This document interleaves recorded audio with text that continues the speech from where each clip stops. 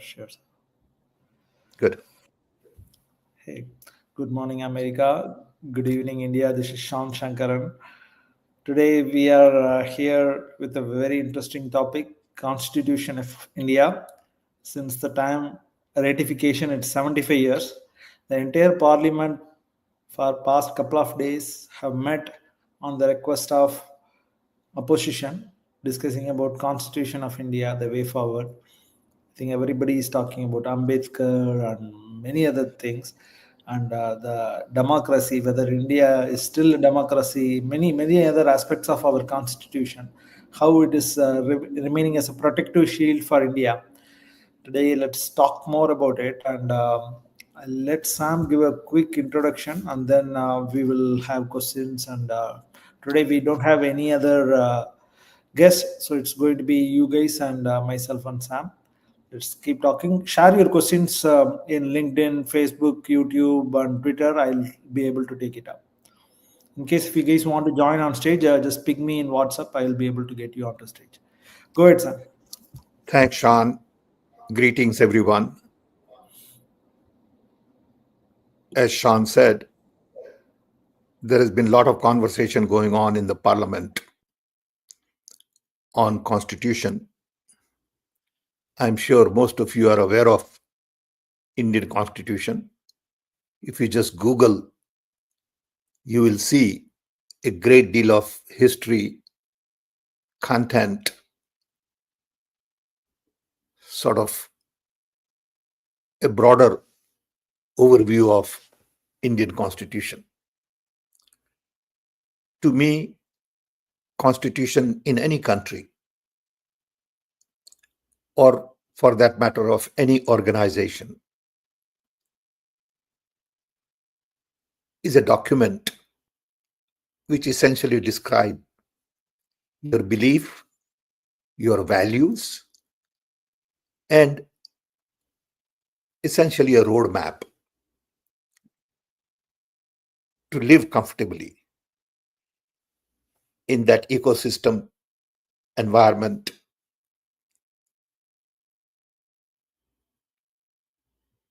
In family also, we have unwritten constitution where we understand the roles and relationships of various members. We sort of understand how to treat each other, respect each other.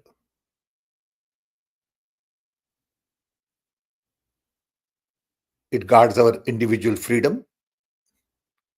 It provides justice. In the Indian Constitution,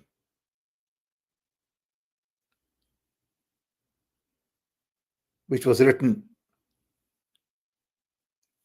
as Sean said, just about 75 years ago, is so very fundamental to Indian society that everyone is concerned about preserving that value system.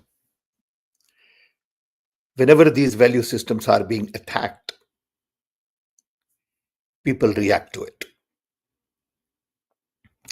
So when you look at Indian Constitution, the most important fundamental value that is being attacked today is freedom. Freedom to worship, freedom to treat other person with respect, equality, dignity, which ultimately reflects in economic benefits, reflects in security, safety. And Indian society is essentially built on diversity.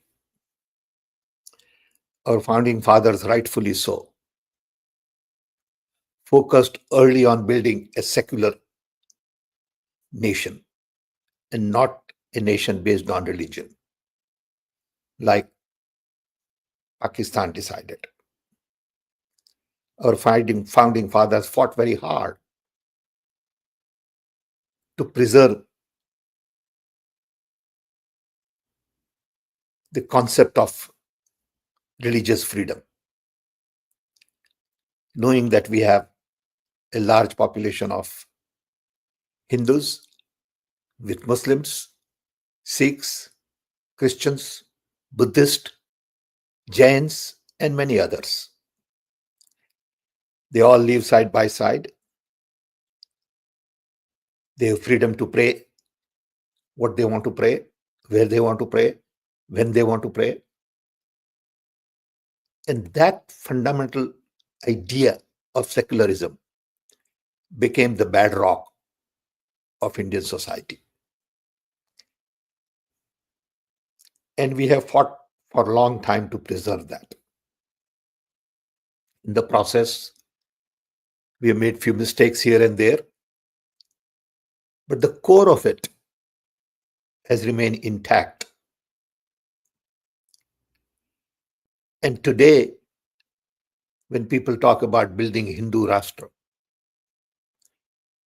people devote so much time and energy on temple building, on celebrating on national media at public expense stories about new temples or whatever. Some people get affected. It then reflects in how we treat minority, how minorities feel about safety and security.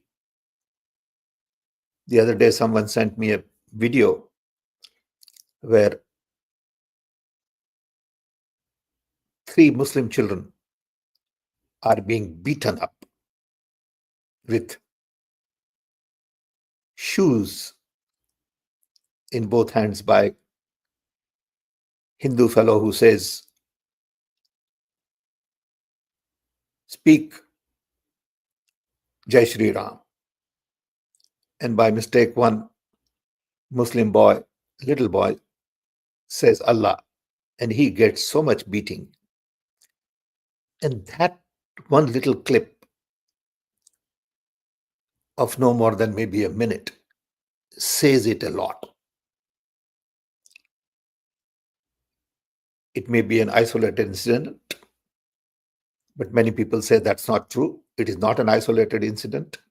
It happens all the time, everywhere, and that reflects how we view our constitution.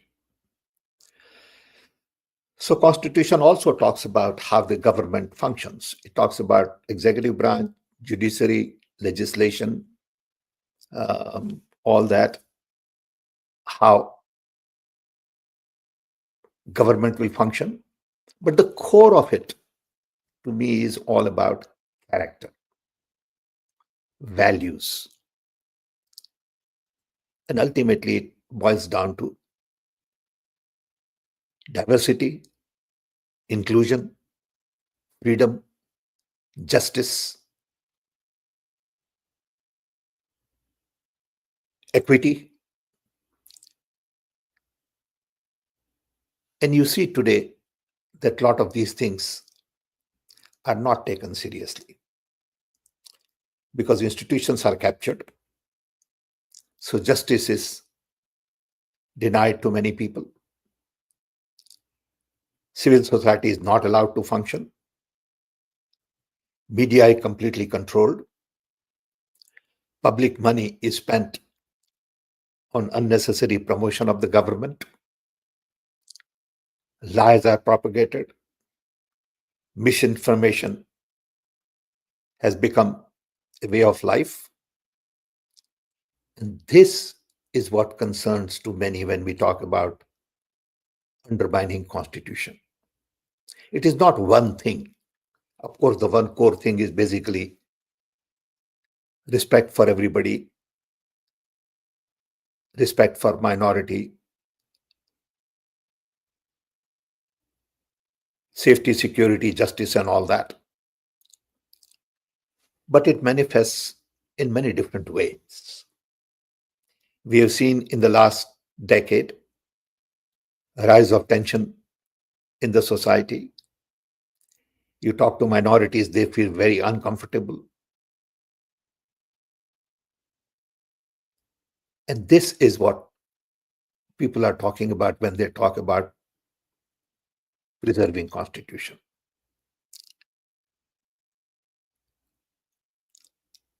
This is of concern all over the world. To me, constitution in a democratic country gets undermined in many different ways. When people become dictatorial, when decisions are made without proper processes and public participation from top down, it undermines constitution. When vice chancellor is selected based on political agenda, which ultimately undermines education, you are really playing with constitution. So it all depends on how you look at it. The concern today in the society is that Indian constitution is being attacked. Is being attacked because the fundamental values are not protected. And then it reflects in many different ways. Even if you look at elections, you can find out a little more about how elections are being conducted. And there also you find that the constitution is perhaps being undermined. So it percolates down into many different ways. It affects education, it affects health services, it affects governance, it affects judiciary, safety, security, and ultimately, a group of people get victimized in one way or the other. That is the fight that is going on today. It is very difficult for many to grasp, but at the same time, it is so very visible in multiple ways for people to see and experience. So, with this background, let's have a broader conversation. I'm sure many of you have experienced in your own way some of this. You have been observing this for the last decade. And I know that in my friend circle, whether my Christian friends, Muslim friends, or others, Sikh friends, are concerned about this. Some are vocal and others are not. But there is a real fear in their mind, and we need to address it. I think it is the responsibility of the majority to really protect minority, protect in a way they should feel a part of the family, important part of the society. And sometimes you have to overdo it just to assure their safety and security. Thank you. Thank you, Sam. That was a great introduction. So today I thought I'll invite a few friends like Cynthia Stephen, who is independent social activist from Bangalore. So she has been collaborating with a lot of the nonprofits, even during elections or even other times, to see how they can fight the fascist forces, along with other liberal thinkers. So I'll let Cynthia give a quick kind of maybe what is your thinking on Constitution of India. It's been 75 years since it's ratified, and what do you think as a top fear which is preventing it to be shielded to protect its people? Cynthia, Um, welcome. Cynthia, welcome. Thank you Thank so you for much. joining us. Thank you. Thank you. It's my great pleasure. And the one thing that I really feel very proud about our constitution is that it is secular and it is also a constitution that upholds equality and fraternity. And so for me, one of the greatest things to do is to uphold what the constitution, the values that the constitution has for the citizens. And I think one of the fundamental uh, uniqueness, I would say one of the uniqueness of the Indian constitution is the fact that it is very citizen centric. And for instance, it has had a number of amendments, but one of the most significant ones for us in the present day, I would say especially in the present day, are the 73rd and 74th amendments. I have had a particular engagement with those two as my in my life with activism, because I have I've been a grassroots political and social activist, and eventually that engagement with Panchayati Raj and women's empowerment put me on the committee, the state committee, Karnataka State Committee, which after 25 years amended or actually in a sense we redrafted or updated the Panchayati Raj Act of Karnataka, and it was ratified by the then Siddaramaya's cabinet in December 2015. And one of the contributions of mine to that was actually there were two things I was hoping to get in. One was, of course, how to support women's empowerment and participation, and enhance particularly the participation of the vulnerable sections, that is the minorities, the SC ST women who are part of the who are elected to be part of the local bodies. And because, as you know, the system in India is to encourage wives of active political actors at grassroots level or even at any level to represent women. The really empowered women at the grassroots are not selected. The political parties are not comfortable with having independent political women as activists or as actors in the elections. So one of our thing was to how to make them more effective, and our suggestions included enhancing their effectiveness, that by giving them a paid qualified personal assistant to help, giving them creche facility, and paying for transport. At this point there is no fund to give to remunerate even for transport, and many of these women who are elected representatives, they tend to be like, even if they're SC STs and all that, they can even be like landless agricultural workers with no income whatsoever. And so it's very, very difficult for them. So we made, in our law, we wrote in stipends and expenses for that. But the other thing that I was very keen on, but which didn't get written into the law, was Nyaya Panchayats, which have been implemented in Bihar, where the justice is meted out by elected local representatives supported by lawyers who are qualified locally. And so when justice becomes close to the people and administration includes effective participation of the most vulnerable sections, that is when the Constitution of India becomes closest to the people. And because our constitution is the most like I would say the most progressive, most pro people constitution in on paper, these will make it a real a reality in our lives, and that would be a very, very important thing.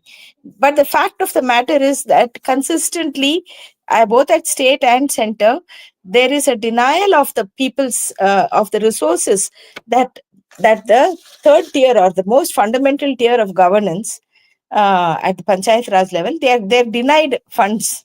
So the devolution of funds, functionaries, funds,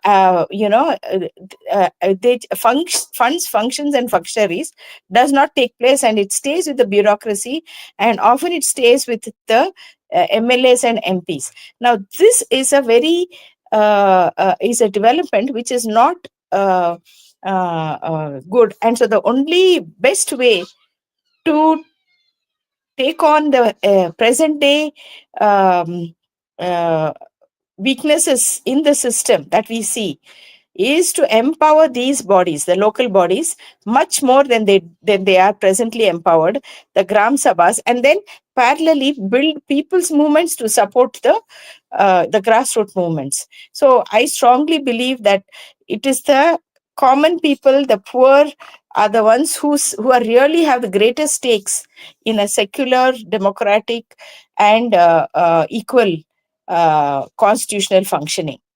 And so that is what I would very much say. And to bring and my work among the women and in politics shows that there is a vast gap between the numbers and their numbers in the population and the numbers within the system, both in elections and in the bureaucracy, in the decision making processes. And the reason for that are three. One is lack of funds.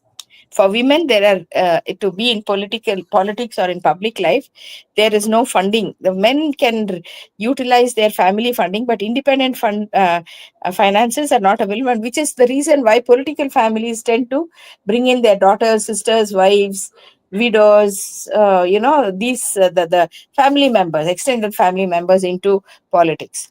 And so funds are one of the issues. Secondly, very often we have seen situations where the husband is the actor and the woman is not allowed or does not prefer to act as she should in the system. And one of the important things for the supports roles that we as activists have played is to train the elected women representatives to become more effective, make them understand their roles, responsibilities, and also to discourage the husbands and other people to put their head into the matter. That is why we said we will have an independent uh, personal assistant who will be paid to help the woman in her works, who is at least a graduate, even if she's in a village.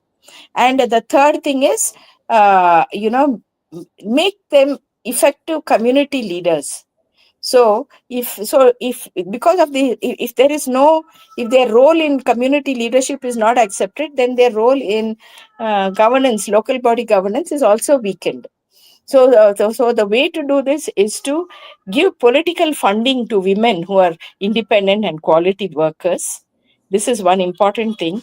Secondly, to provide empowerment strategies for such women. And thirdly, to ensure to support their role as leaders in the community by giving them official positions and enabling their leadership qualities to emerge, so that the community accepts them as legitimate leaders of their interests.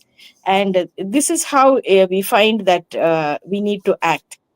I understood just a few days ago that the Congress party has a program called the Indira Gandhi Fellowship for women who are active in the ground, and I have been asked to see if I can do something to support that activity, and I'd be happy to do that, because I believe investing in fresh, new, and bringing in the experiences of women's lives into governance will fill a huge gap in decision making and in funding, in policy, and so that this way our policy making, our funding, and our governance becomes very much closer to the lived experience of citizens, especially the ones who are not active in politics. And those tend to be the youth, the women, and even the children.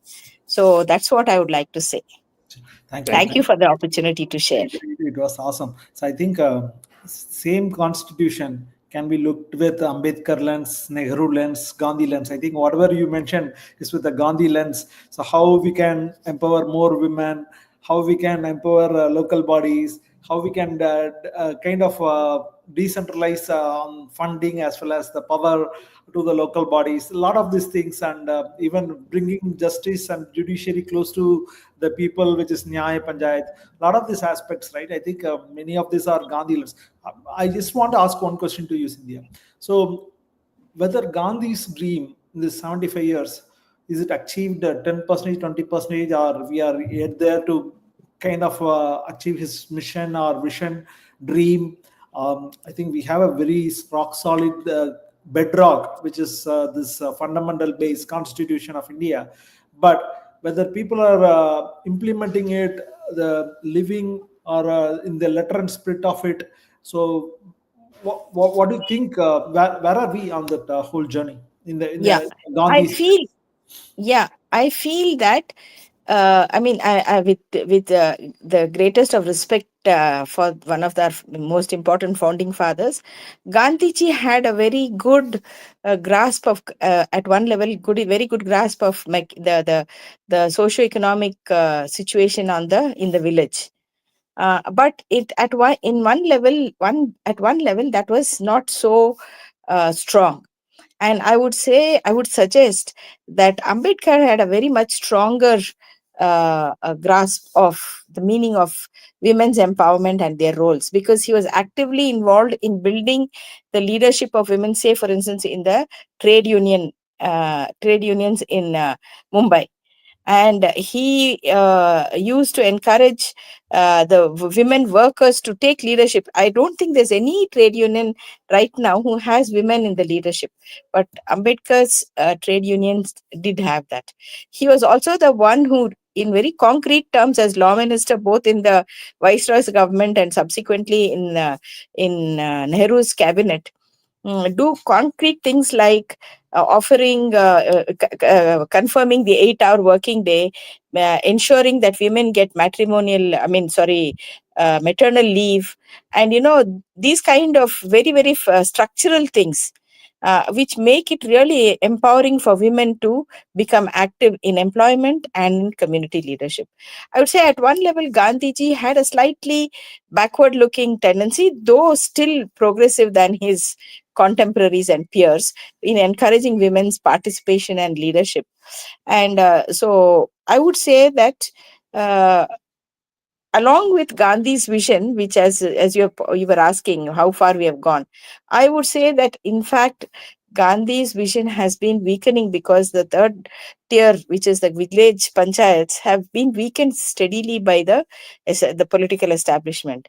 Whereas on the other hand, Ambedkar's vision of industrialization, getting women to become active economic actors, these have a resonance in today's policy making. And also, for instance, the allocation of water, his vision for farming. Community farms are very well done in by women in grassroots, very, very successful. And those were some of the ideas that actually Ambedkar brought in. So I think we have to take the best of both visionaries, or any other visionaries also, to build our society and make it stronger and more constitutional. Awesome. I Okay. just want to go to Sam Pitroda. Sam, there's a question from Facebook, Abhishek Rathor. I think this may be your favorite. If Rajiv ji was alive today, the Alive Panchayat today. Raj district would Yeah. have been. So let me Agree. read it for you. Let I me read it. totally agree with Agree this. completely 100%. Completely agree with it. For the audience, I will read it. If Rajiv ji were alive today, true Panchayati Raj at district levels would have been established. What are Yes. you thinking? Yes, definitely. I think We one are of the grateful biggest to his challenge, memory. Yeah. one of the biggest challenge today is to really implement district level government. I believe India is too complex, too diverse. It doesn't work if you push from top down. It has to be from bottom up. It'll be ideal if there were, let's say there are 800 districts. All 800 districts are given autonomy that you really need to implement their own development, whether it is education, health, roads, whatever.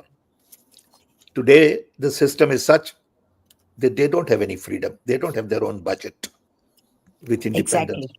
It all gets decided from state, and state gets controlled from the center. It should be the other way around. District should be giving money to state to manage, and state should be giving money to federal government to manage. Planning also. Yes, yes, absolutely.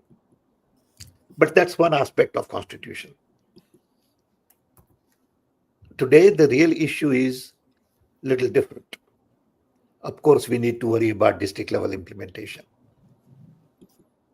But unless and until we have equality, justice, safety, security, we can't function in the long run. So we got to provide basic structure to people to operate. If you go and attack churches, if you go and attack, mosque, and if you go and attack temples, it's not going to help anybody. Okay. And as a result, there will not be peace. Without peace, there cannot be prosperity. Peace is the starting point.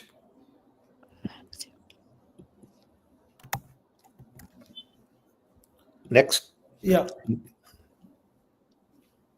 And in fact, I want to read this whole preamble and want to ask both of your thoughts. We, the people of India, have solemnly resolved to constitute India into a sovereign democratic republic and to secure to all citizens justice, social, economic, and political, liberty of thought, expression, belief, faith, and worship, equality of status and of opportunity, and to promote among them all fraternity, assuring the dignity of the individual and the unity of the nation. In our Constituent Assembly, this 26th day of November 1949, do hereby adopt, enact, and give to ourselves this Constitution. So, I think what are the couple of words which is popping to your mind, Sam, which I think right now we are not following in letter and spirit? As I said earlier, our constitution basically is built on a secular nation. It is the bedrock of Indian society. If we cannot respect people with different belief, you cannot build peace in the society. If you just look at the Hindu-Muslim relationship, in India we have close to 200 million Muslims. That's a huge population. They are very much part of a nation. They cannot be treated like a second-class citizen. They cannot be hated. They cannot be harassed, okay, like Sikh or like Christians or like Buddhist. Okay. To me, that is the fundamental issue today. Okay. Are we going to build a secular nation, or are we going to build a nation that is only for one group of people, where one group of people are preferred and others are sort of knowingly treated as second-class citizen? This is the fundamental issue. Everything else flows from this. Sure.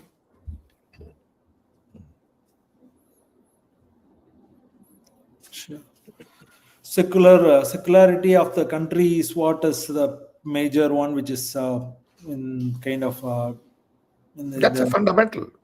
From there comes diversity, from there comes inclusion, from there comes equality, justice, all of that. Okay. Sam, see, as a Dalit himself, or kind of as a role model for all the people coming from the Dalit community, Ambedkar gave a lot of protection for uh, Dalit community through the constitution. So, do you think India has solved? I think it's a multi-century long issue No, problem. India has not solved. India has not solved that issue. The caste system still is intact in India. Okay. It is embedded in our culture, and very few people can get out of it. If I meet somebody, I never ask what is their caste. I don't care. Okay. It never even enters my mindset to ask somebody, what is your caste? To me, you're a human being. My caste is humanity. Okay. You may look different, you may pray different, you may eat different food. That's your privilege. Okay. So it all depends on what you believe in, genuinely believe in. Yeah. Whether Rahul asking for this caste census across the country and in many of the states, is it an acknowledgement that okay, Congress was there in power for many years, I but think it's still very we simple. What yeah, Rahul is saying is very simple. He's saying, look, today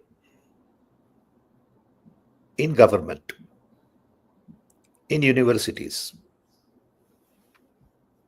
in the key jobs, large number of people are not represented. Handful of people control all the key positions, so they make decisions according to their background. He talks about IAS officers, or he talks about, the uh, secretaries in the government. government and others.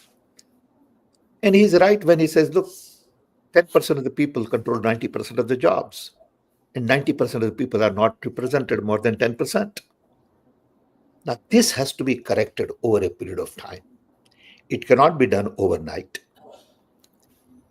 It is unfortunate that we have taken 75 years to correct that. Everybody is to be blamed. Let's not go into who did what to whom. Let's look forward.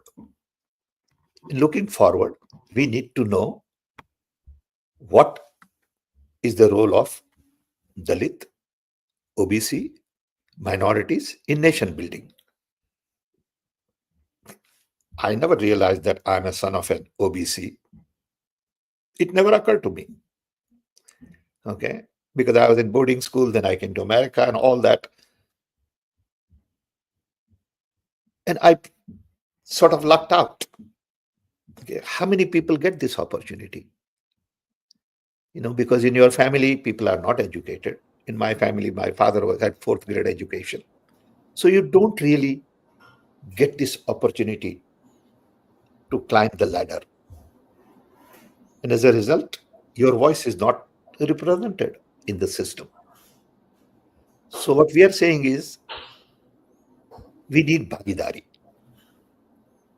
Bhagidari implies that if you are 10%, ultimately there should be some balance. Doesn't have to be exact 10%. Okay. If you are 20% of the population, maybe you should have 20% vice chancellors from your community. Okay, but you can't have 2%, 0%.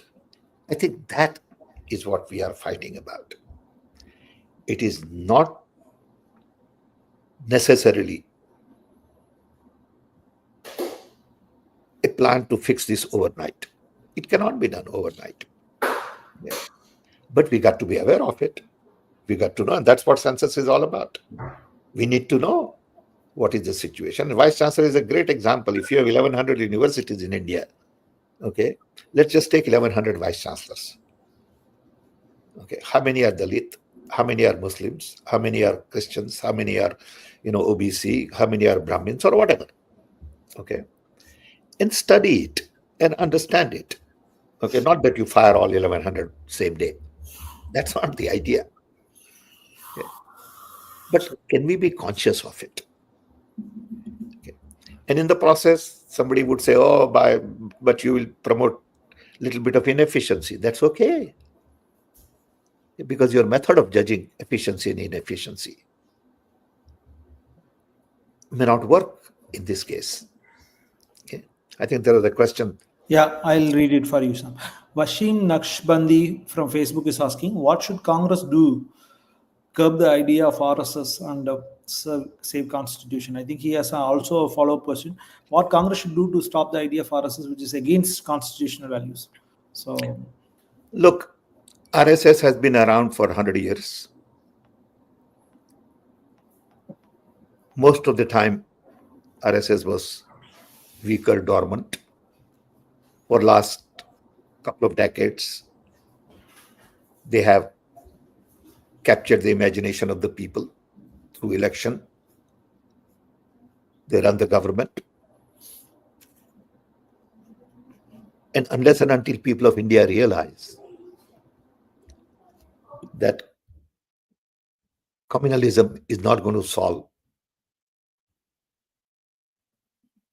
national challenges. Unless and until people of India react, no one party or Congress or one leadership can do anything.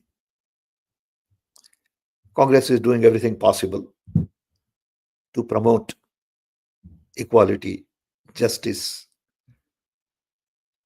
But if people of India want to believe in RSS, temples, and God all the time, they will pay ultimately. India will pay. Okay. So it's a national issue. It is not a political party issue. Okay. I mean, how could a Hindu boy start beating Muslim children just because they believe in Allah and not believe in Ram? I mean, what does that have to do with political party? Okay.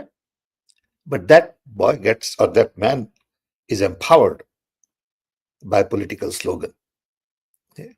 Shame for all of us that these kinds of things happen. It is not just shame for Congress party. It is not just shame for you and me. It is shame for everybody. And that's how we'll have to look at this. Sure, sir. Our friend Dr. Amit Saini is saying Congress Congress needs to revive, what was it? Hold on.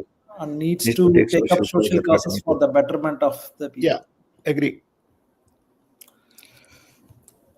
So where are we heading, Sam? The 75 years, okay, we may not be there despite a strong constitution. So do you think there are more things to be done, amendments kind of to continue protect the sovereignty of the No, I country? don't think there is a question. It is not a question of amendment or anything. It's a question of really values, what you believe in.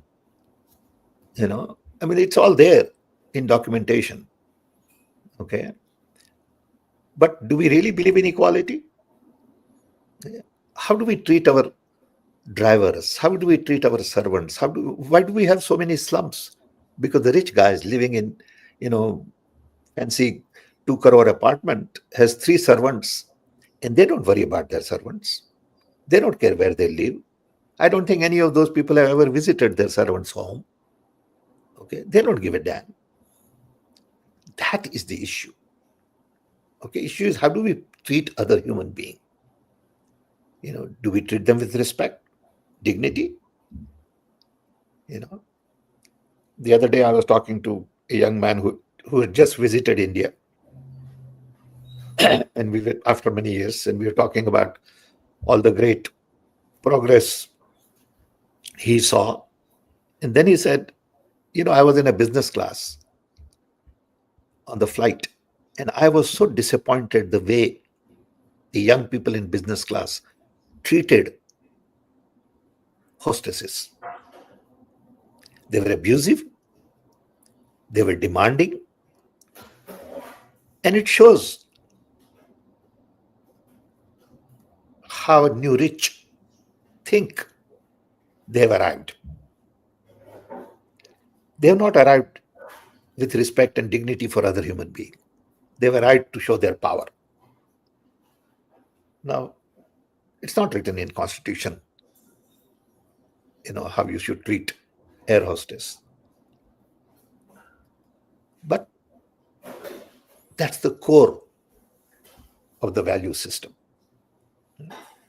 And how Dalits are treated. I mean, how could you have somebody say, look, you are Dalit and you can't enter temple? It's a funny thing. Okay, temple is a place of worship. Anybody should be able to enter. Okay, but you have all these things in India. Okay, that has to change, and it can change only from our behavior, okay, from our attitude, from our values. Okay. Document is a document. This week was the centenary year of the Vaikam movement, the Vaikam temple entry movement, which Periyar led. So 100 years ago, 1924, I think he collaborated with Mahatma Gandhi and the Congress Party and many others like Madhavan Nair in a kind of a city called Vaikam in Kerala.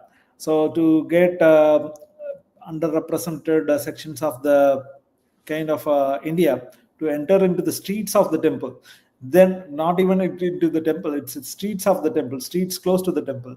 So I think it's a kind of a long journey. I think people have come a long way. So I think that's a question from Pradeep Singh, which is very interesting. It kind of has a slight right-wing angle to it.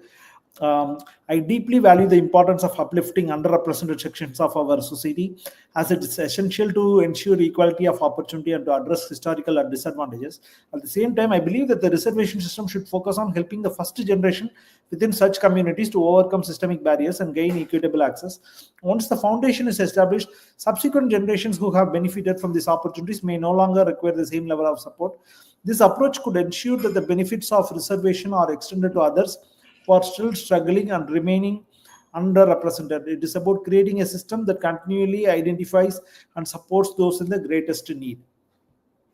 This is something we should debate, discuss, agree on.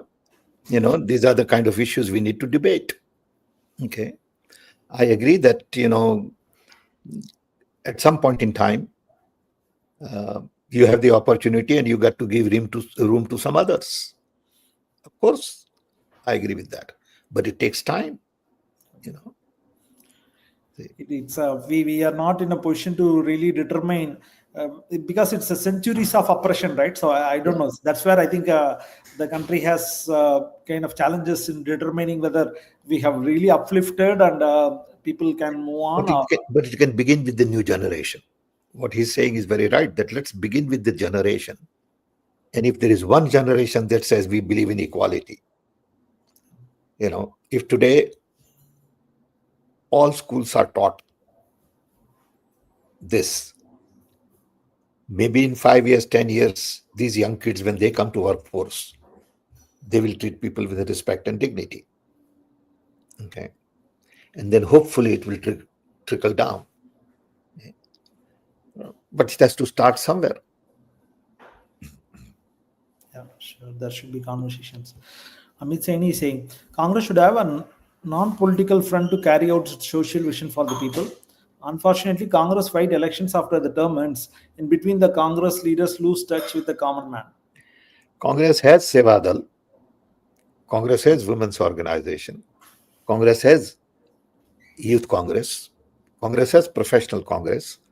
But some of these things don't work because people in general don't take these things seriously. Okay. And we all take Brahminian approach. And that is to advise everybody. Brahmin's job is to advise everybody. And we all love that. Okay. Sudra's job is to get it done. Nobody wants to get it done. Okay.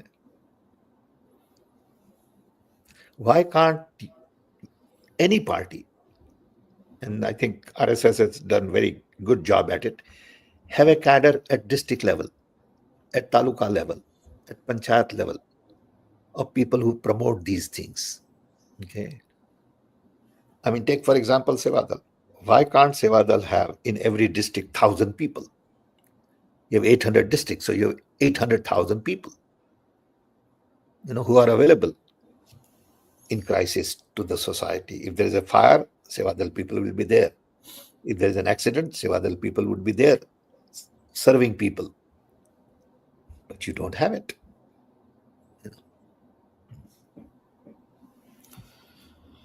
Okay, another important topic, which is the ballot stuff. I think there's a lot of movement across country. Mahmood Prachas, Devasahayams, many others are protesting across the country. So they are kind of gathering a lot of people. Even political parties are joining the fray now. So, and also Priyanka Gandhi, Mallikarjun Kharge, a lot of people are speaking about it. So how can we challenge this existing administration to bring back ballot so that there is transparency, there is electoral system is kind of manipulated, which is what everybody is acknowledging. So it's not just EVM, there are many parts to it. So kind of removal of voters and injection of voters, many aspects to it. So I think, but it fundamentally ties back to saving the constitution. So they have hijacked this whole constitution by introducing RSS game plan.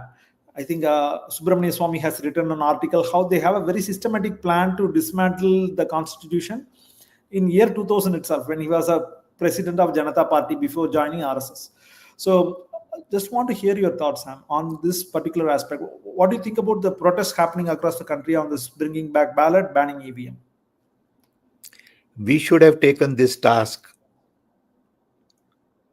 forward maybe 2 years ago. According to me, we are a little late, but it's good to be paying attention to it. It is not about EVM.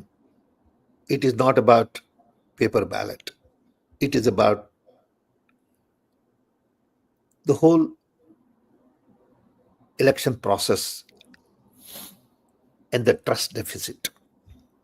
People have lost trust in election commission, in election process, whether it is voter list or EVM, VVPAT, receipt, where do you drop the receipt, counting, 17C forms, storing of the machines, manufacturing, software version, whole lot of things go into this election process. That process is not working. We have seen large number of votes after 5. We have seen problems with storing these machines. Some people talk about tampering. So unless and until we clean up the election process, you cannot trust your democracy. That's a starting point. It's interesting. Last night, I happened to watch a program on BBC where there were 6 Nobel laureates across a round table talking about AI. A very interesting conversation. And some Indian fellow, some Indian student or young fellow, this was going on in Stockholm, asked a question about how AI could improve democracy. And sort of answer drifted, and there was no real conversation on the answer. But AI could play an important role in democracy. I thought about it afterward, and I said the starting point would be election process. How can AI be used to make sure that the vote you are counting is vote you have casted? AI should be able to help in judiciary. AI should be able to help in security, safety. AI should be able to help in equity. So these are some of the real issues in democracy. If you really identify 10 key issues in democracy and focus on those, I think it's good enough. How, Sam? Election is the most important thing. Okay.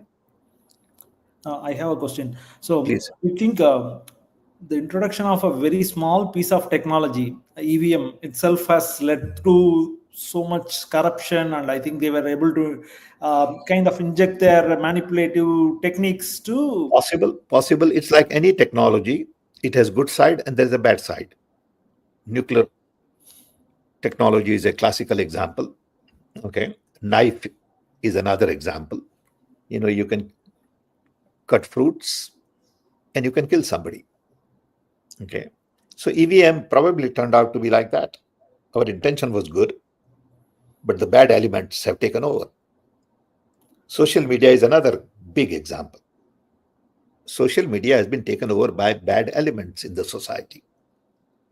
And that's why misinformation, lies, and all kinds of, hacking and cheating and, manipulating pictures and sending false information on people, attacking their characters. You can do anything. And then now you have to defend it. It's a funny thing. Okay. You attack me with false information, and it is my job to defend me. Okay. I have nothing to do with it. Okay. So, bad elements in the society have really now played an important role in cornering power, cornering profit. Look at the drug business. Okay. I mean, now they are finding out that the Assad, I don't know whether it is true or false, but I saw on TV that Assad funded his regime through selling drugs. Now, can you believe that? Yeah. So, whenever bad elements take over, they misuse. So, EVM was misused. EVM was not designed for the bad element to misuse. But what do? You will find more and more of this. But People I are see, worried about AI because they think bad elements will take over AI and would create havoc. but I see a point, a valid point in your argument where, see, even only with the help of technology, now we are able to predict there is a fraud, right? By doing analytic models, etc. stuff now. Okay. But how many things you do like that? Because the bad elements can go on multiplying. Okay. See, so I mean, we are talking at a different level. The real challenge today in the world is to really improve quality of people. No one is paying attention to that. Saying, how do I improve quality of human beings? So you go on reducing bad elements over a period of time. Today, bad elements are controlling the system. Okay. How do I create good people who are more interested in truth, trust, love, equality, justice, decency, respect, dignity? How do I do that? Okay. How do I, and I keep saying this all the time, that the real focus should be on planet and people and not on profit and power. But all bad elements are interested in profit and power because profit is considered good, power is considered good. Okay. And focusing on people is for the poor people to worry about. Focus on planet is for the tree huggers to worry about. How do you change that? That is a bigger challenge for humanity. Until there are bad elements in large number, we'll all pay for it. Sure, sir. We are on the top of the hour. So, in fact, I want to ask one thing, which is I'm always inspired by the American Constitution, which is, though they are not perfect, they are always learning. I think the pursuit of happiness, which is documented as part of the Constitution itself.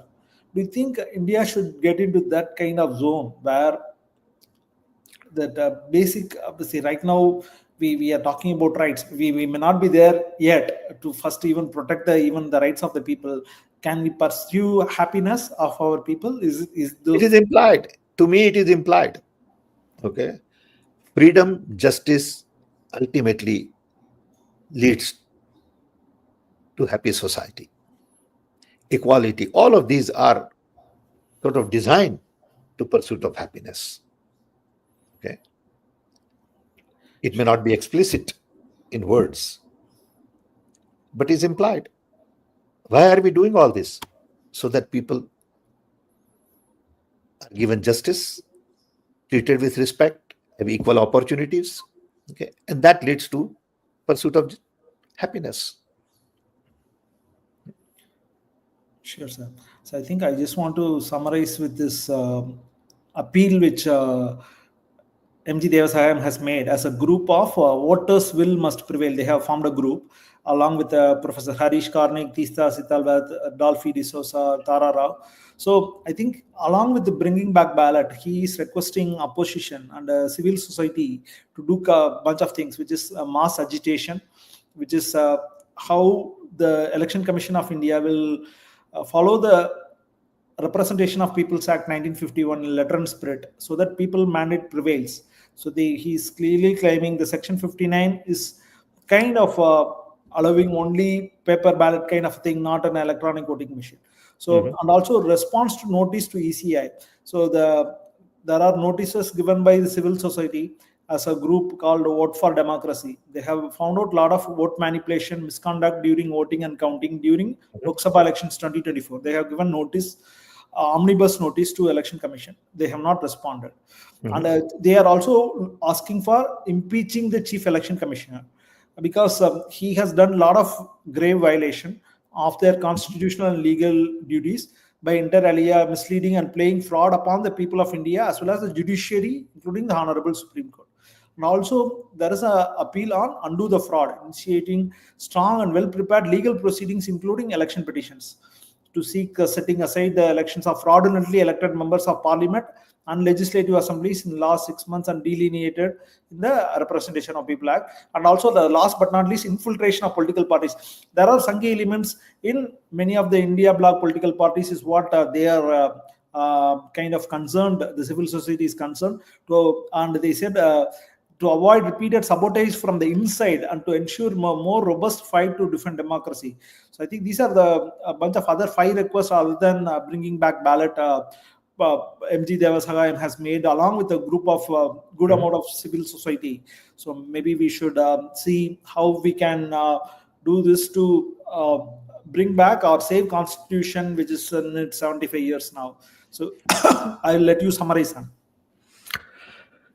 No, I think we had a good conversation, on constitution. If all of those who participated today, or those who will look at this video later on, begin to change their personal day-to-day attitude towards minority and focus more on humanity, I think it will go a long way. Action by each one of us really make our constitution stronger. How we react to minorities, how we respect diversity, how we are conscious of caste, all these issues in India become very important, especially today, in light of what is going on. I hope that younger generation realize their role in the future to build a society where everyone is respected, where religious freedom is assured. To me, secularism is the bedrock of Indian society. And that is being attacked today. And everything flows from that attack. So I would request all those who watch this is to be conscious of it. Understand that other person is a fellow human being. And he deserves or she deserves the same respect you deserve. And then I think we would have just done justice to our constitution. Thank you. Awesome. So viewers, next 2 weeks, we thought people are in holiday mode across the world. So unless otherwise there is a topic of very important nature, we may be breaking for next 2 weeks, and then we'll meet you guys by January. Is that okay, Sam? That's a good idea. Okay. Thank you, everybody. Happy New Year and Merry Christmas and all those things to everybody. Enjoy your holidays. Be with your family and make best out of the time you have with the family and friends. Enjoy. Happy holidays. See you guys in New Year. Thank you. Bye, Sam.